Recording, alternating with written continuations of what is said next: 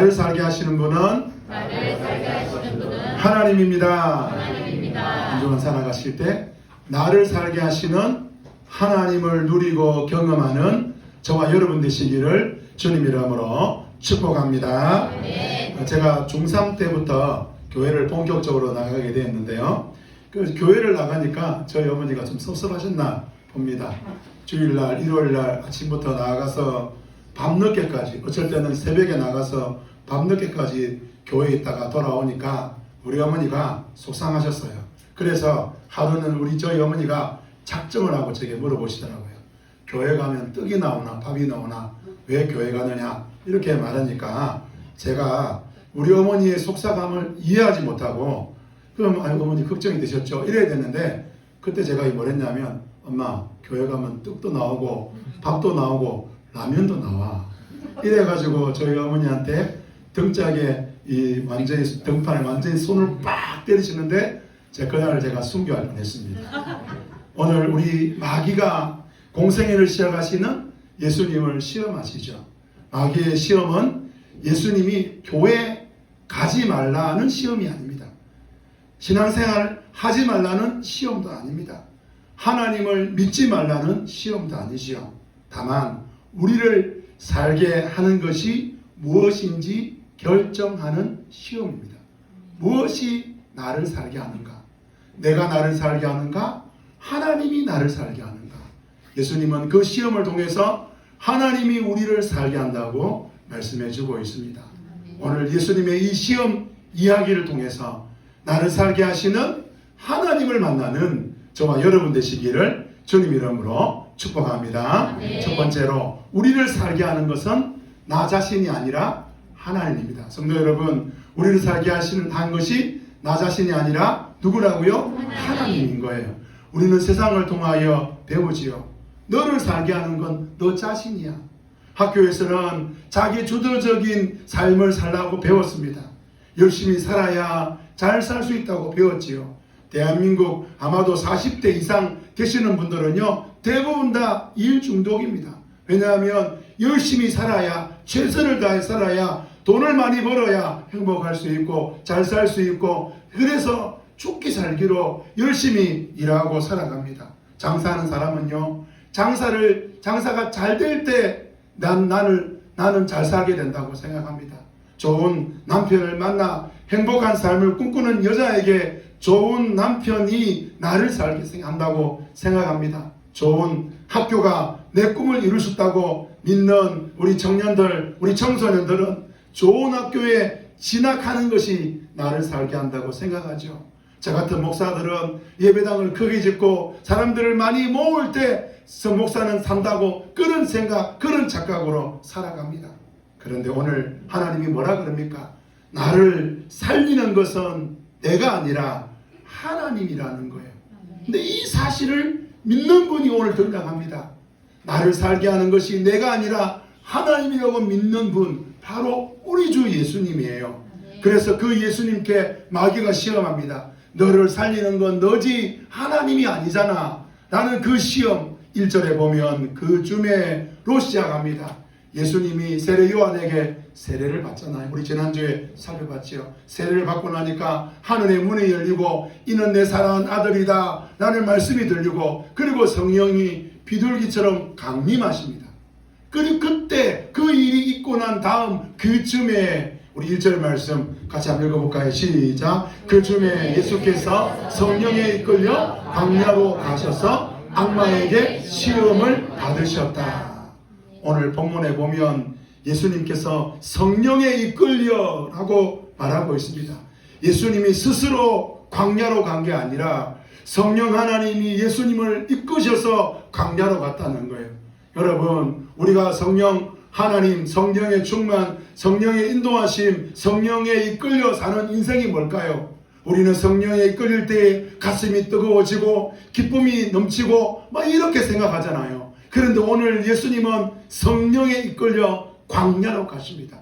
여러분이 만나는 인생의 광야, 여러분의 인생의 여러 가지 일들 성령이 이끄시는 곳이 될 수 있다는 거예요. 그런데 성령이 이끌려서 예수님이 그곳에서 누구에게 시험을 받으셨다고요? 악마에게, 마귀에게 시험을 받으셨다는 거예요. 예수님, 성령이 예수님을 이끌고 가신 그 광야는 바로 마귀가 시험하는 곳입니다.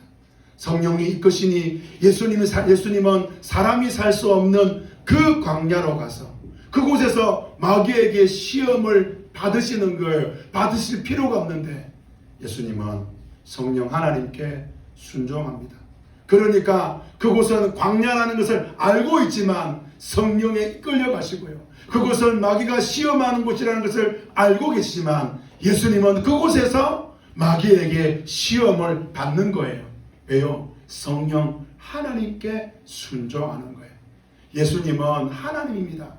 그런데도 성령 하나님께 순종합니다. 순종할 필요가 없는데 순종해요. 나중에 예수님께서 제자들에게 말씀하시기를 내가 올라가면, 내가 하늘로 가면, 내가 올라가면 보혜사 성령이 너희 가운데 오시고 그 보혜 성령이 너희 속에서 역사할 거라 그래요.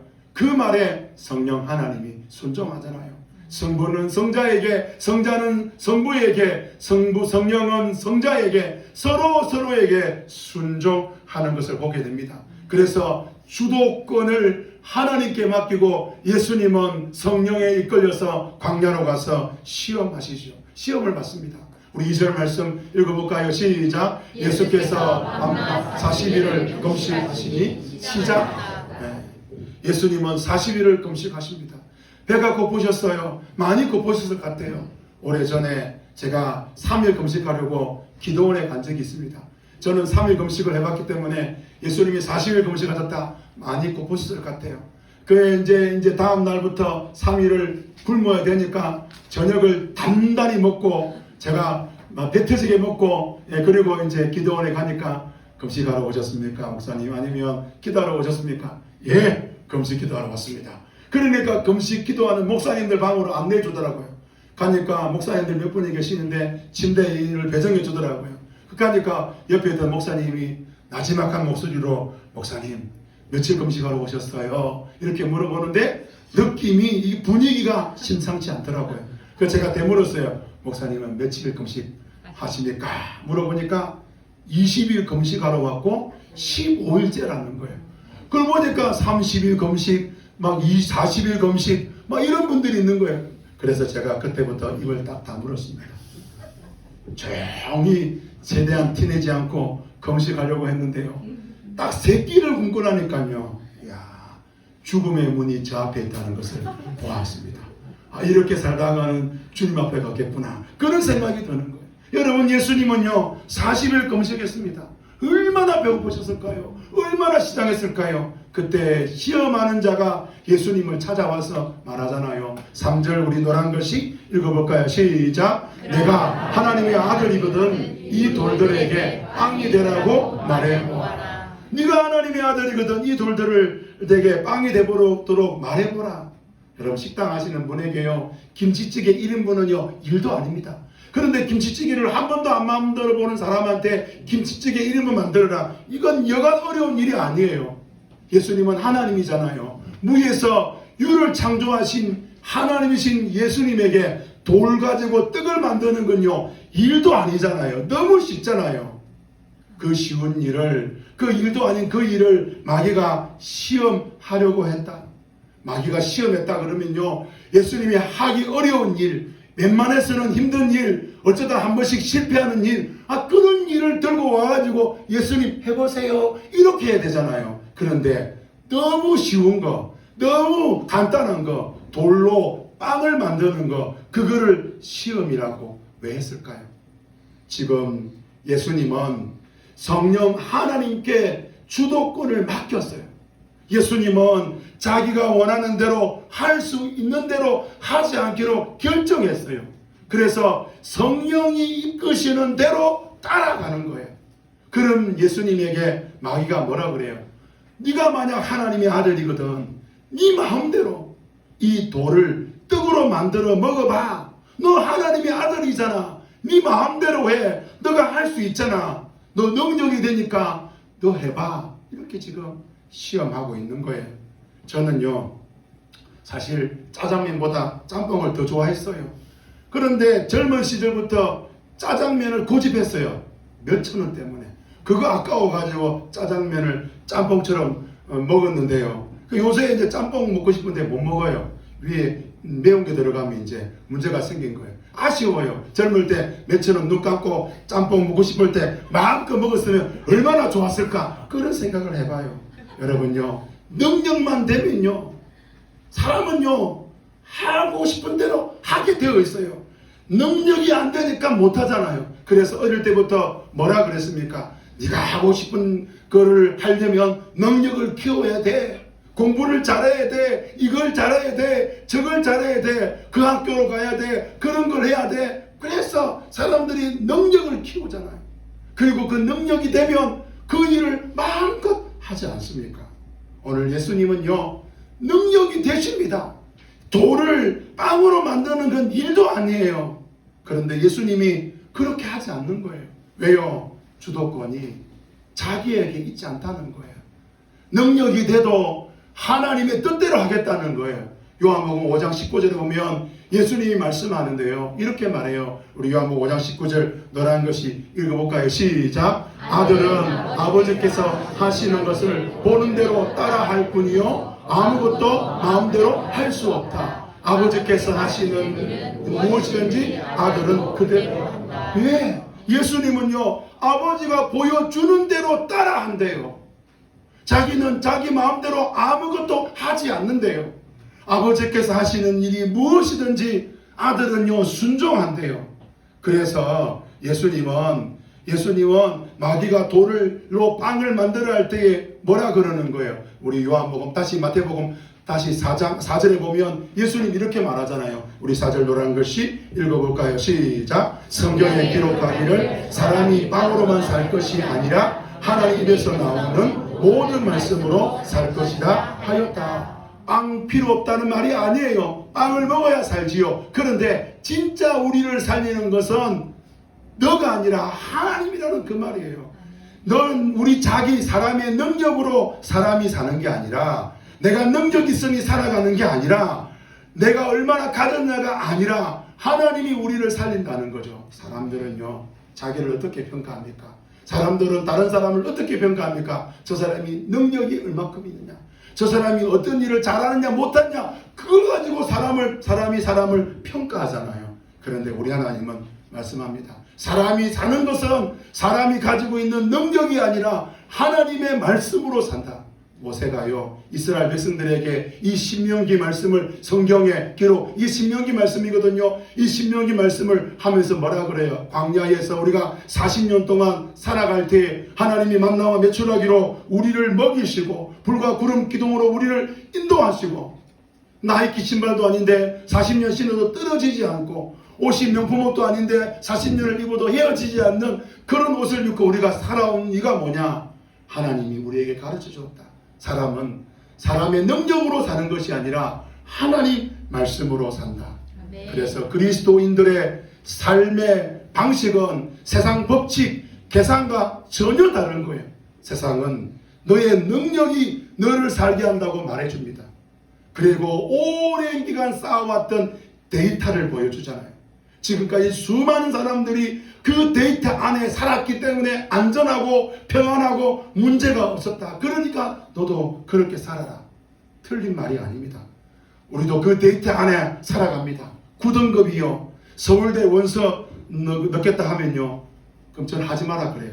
왜냐하면 9등급이 서울대 합격하기가 어려워요. 제로에 가깝습니다. 입학해도 문제입니다. 수학 능력이 되지 않아 공부를 따라갈 수가 없대요. 우리는 세상 법칙과 계산을 따라 살아갑니다. 그런데도 말씀을 드립니다.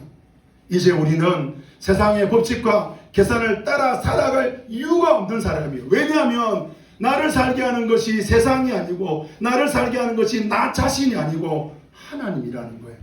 오늘 예수님이요 마귀가 돌로 떡을 만들어라 그러니까 어떻게 감히 이 마귀, 이 쪼무라기가 나한테 와가지고 뭐를 만들라고 시켜? 기분 나빠서 예수님이 안 만든 게 아니에요.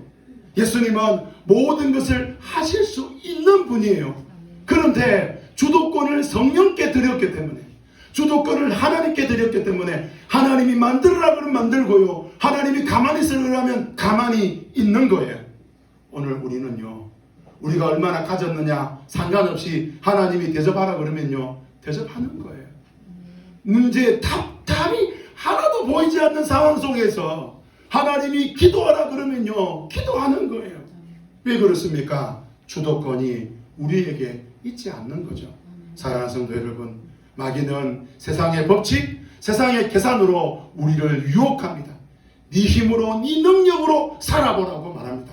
속지 마시고 나를 살게 하시는 분이 내가 아니라 하나님 것을 믿고 하나님께 주도권을 드리는 저와 여러분 되시기를 주님 이름으로 축복합니다. 두 번째로 우리를 살게 하는 것은요, 우리 경험이 아니라 하나님을 향한 신뢰라는 거예요. 누구를 향한 신뢰라고요? 하나님이죠. 여러분, 우리는 경험이 중요하다 생각하잖아요. 한 번도 안 해본 일요 해보면요 그 일이 익숙할 때까지 힘들어요. 그러면 언제 힘들지 않느냐? 요령이 생길 때 힘들지 않잖아요. 우리 자녀들에게, 어린 자녀들에게 경험을 많이 보게 하고 듣게 하고 경험을 많이 쌓아야 된다, 그런 이야기를 해요. 왜 그런 이야기 합니까? 그렇게 경험이 많은 아이들이 어른이 되면 문제 앞에서 유연해지고 그 문제를 담대하게 풀어간다고. 그래서 경험이 중요하대요. 오늘 예수님은 마귀에게 시험을 받는데요, 경험이 아니라 하나님이 우리를 살린다고, 하나님을 향한 신뢰가 우리를 살린다고 말씀하십니다. 마귀가요 예수님을 거룩한 도성으로 데려갑니다. 예루살렘 성전 꼭대기에 딱 세우고 네가 만약 하나님의 아들이거든. 여러분, 예수님이 자기가 내가 하나님의 아들이라 그랬어요? 아니요. 마태복음에 보면 예수님이 세례를 받고 올라오실 때에 하늘에서 음성이 들리기를 이는 내 사랑하는 아들이다 그랬잖아요. 예수님이 내가 하나님 아들이라 말한 게 아니라 하나님이 예수는 내 아들이다 그렇게 말했는데, 마귀는 뭐라 그래요? 네가 만약 하나님의 아들이거든 이 돌을 떡으로 대봐라. 네가 만약 하나님의 아들이거든 여기서 뛰어내려 보라. 이렇게 하는 거예요. 오늘 우리에게도 시험이 그렇게 오는 거예요. 네가 만약 예수를 믿는 성도라면, 네가 만약 하나님의 아들이거든 여기서 뛰어내려 보라. 그러면 천사들이 너를 지켜줄 것이다 라고 하고 있는 것처럼, 시편 91편 11절에 보면 천사들을 맹하여 하나님께서 가는 길마다 지켜준다는 그 말씀을 우리에게 들고 와가지고, 네가 만약 하나님을 믿는다면, 네가 만약 성도라면, 네가 만약 하나님의 자녀라면, 하나님이 너와 함께 한다면 그거 해보라고. 마귀는 예수님께 그렇게 말해요. 하나님 그런 분이잖아. 그러니까 하나님 믿고 뛰어내려 봐. 하나님이 너를 지켜줄 거야. 그리고 성전에서 뛰어내리다 네가 만약 죽는다면 하나님 없는 거잖아. 믿지 마. 울산에 카이스트 입학한 제 제자가 있습니다. 이 친구가요 얼마나 카이스트에 들어가고 싶었는지 시험 치는 전날 밤에 꿈을 꿨는데 그 면접 시험 그 문제를 이렇게 풀었대요. 근데 풀고 난 다음날 면접 시험을 치는데 이게 웬일입니까? 꿈에 나온 문제가 나왔대요. 그래서 합격했대요. 은혜로. 감정을 들으니까요. 그런데 제가 드리고 싶은 말은 왜 우리에게는 그런 일이 별로 없느냐고요. 사천에서 삼천포 가는 길에 보면요 로또 1등 당첨 잘 된다는 복권방이 있습니다. 제 말 잘 들으셔야 돼요. 그게 딱 복권 사람 말 아니에요.